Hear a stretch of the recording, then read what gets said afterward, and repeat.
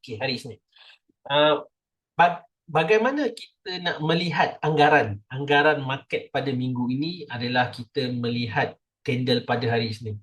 Sebab itulah setup swing cikgu akan melihat candle pada hari Isnin. Right, candle hari Isnin. Baru baru apa baru kita boleh anggarkan setup apa yang sesuai. Okey. Cik, boleh tak nak guna long? Boleh nak buka long. Boleh nak buka long. Boleh tak nak buka short pun boleh nak buka short. Alright. Cumanya adalah kita kita bedah dulu candle hari Isnin eh. Alright. Yang pertamanya kenapa cikgu katakan candle masih bearish hari Isnin? Dia ada dua faktor lah. Kalau korang lihat dekat sini, ekor dia sangat-sangat panjang. Ekor dia sangat-sangat panjang. Ini menunjukkan seller menguasai. Alright. Pembukaan market minggu ni seller menguasai.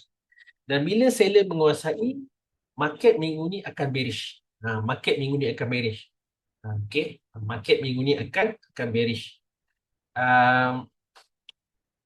Sebab candle close 8 pagi tadi. 8 malam ni baru cikgu boleh bagi update dekat anda bahawa market minggu ni bearish. Dan itu sebab kenapa cikgu cancel swing long. Alright, cancel swing long. Sebab minggu ni minggu akan bearish lah.